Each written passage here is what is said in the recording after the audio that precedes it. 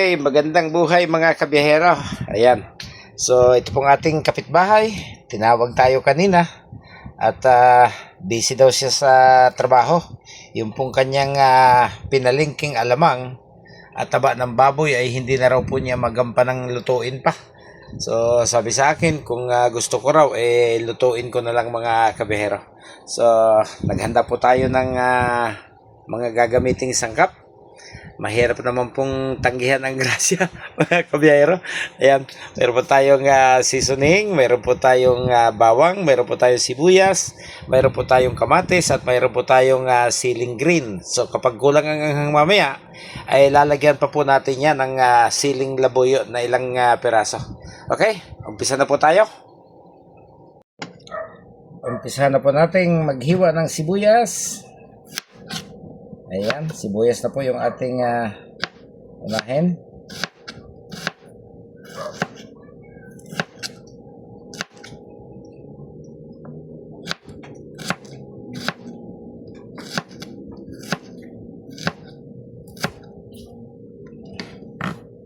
Isunod po natin ay yung ating 3 botel na bawang. Sabay-sabay na natin to.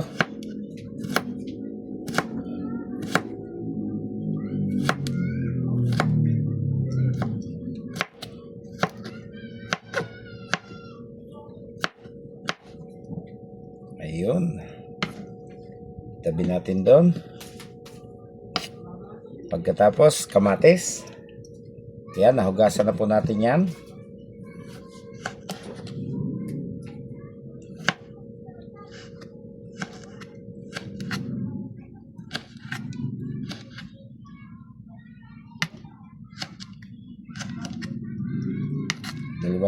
Dalawang piraso lang po yung kamatis natin.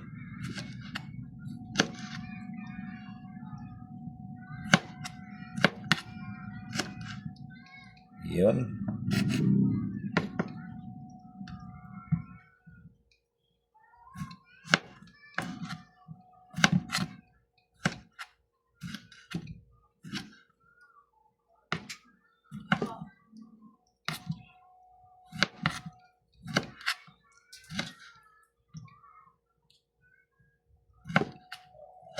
Pagkatapos, ang isusunod po nating hiwain ay itong ating siling green.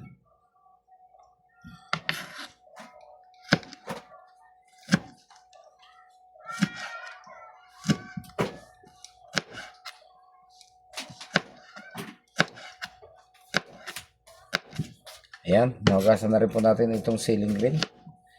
Kaya hihiwain na lang po natin.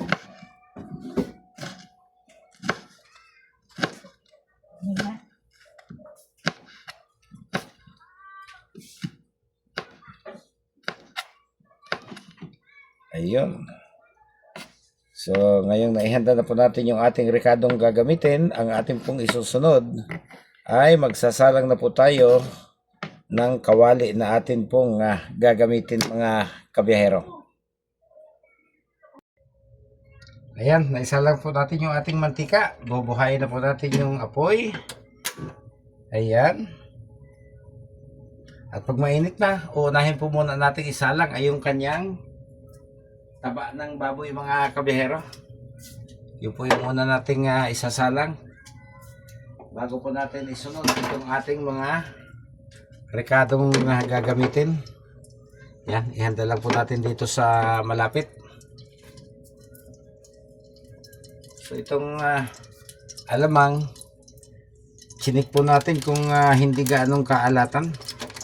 Kaya binuksan na po natin yung kanyang plastic. Kung sobrang alat po kasi, wala naman pong masama na hugasan po ang alamang mga kabiyahero. Okay, ilagay na po natin itong ating taba.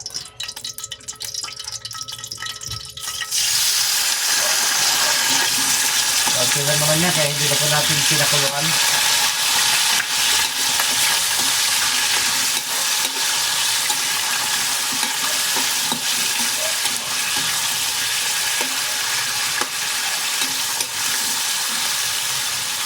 Okay, hintayin ito natin gimaluto ng kaunti yung taba bago po natin isunod yung ating mga sibuyas at bawang. Okay, namumutok na po. Namumutok na yung taba ng baboy. Sakit makataba. Okay, lagyan na po natin yung ating bawang sibuyas. Ayan. Para kahit pa paano mabawasan yung pamumutok. Ang sakit makatama sa balat. Kahit medyo balat kalabaw na po tayo. Hindi pa rin umubra sa mainit. Ayan.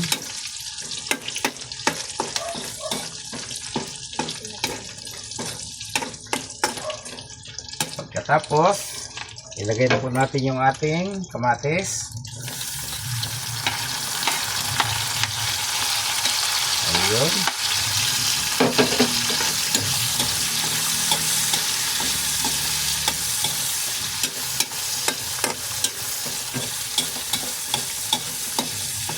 Sana may dumaan mamayang hapon na talong para masarap sa usawan.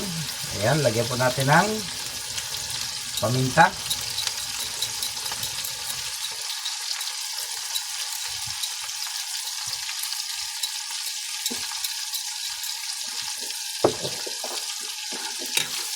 Mikos-mikos ulit.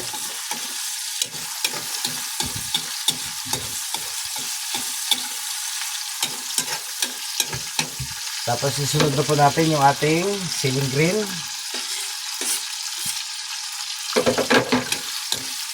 Ginisang alamang sa taba ng baboy.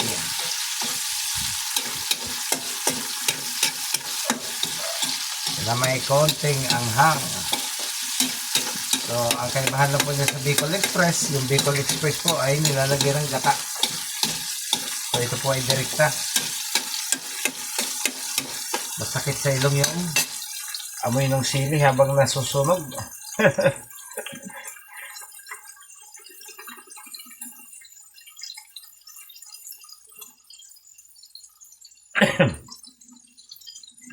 Pagkatapos ay isunod na po natin itong ating alamang.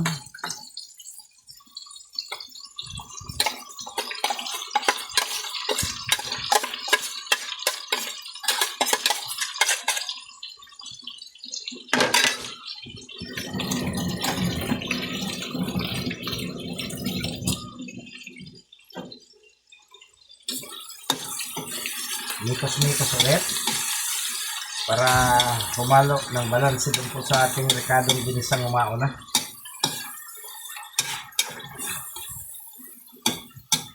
Bango na. Mukhang maanghang yung sili, masakit sa ilong eh.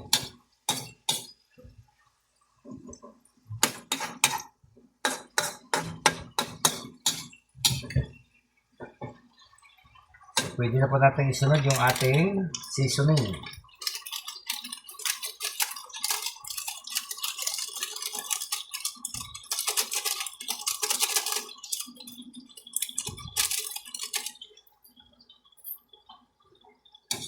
Tapos halo-haloin ulit.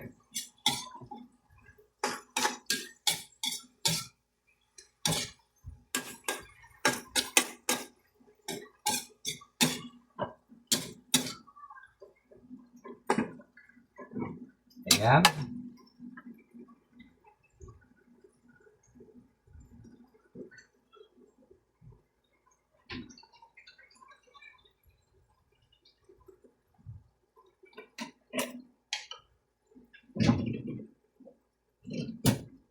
Meron din po tayo ditong burong kamyas. So, kaya po hindi natin dinagdagan yung kamatis, ay maglalagay po tayo ng burong kamyas para mas balanse po at maganda yung pagkaasim niya. Lagyan po natin ng mga 5 piraso. 5 hanggang 6. So, ilang araw na pong binuro ito. Malambot na yung kanyang kamyas. Durugin lang po natin doon sa ating nilulutong alamang para kumatas po yung kanyang asim kasabay ng kamatis, mga kabiyahero.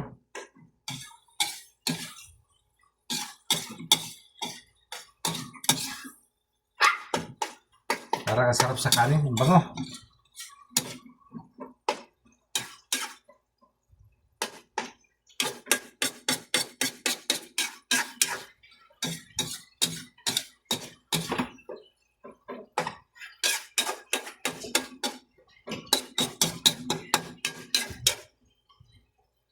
Ayun.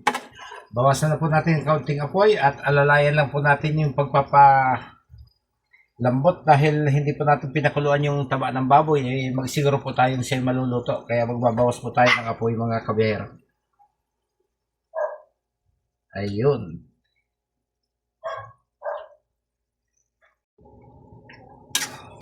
Okay.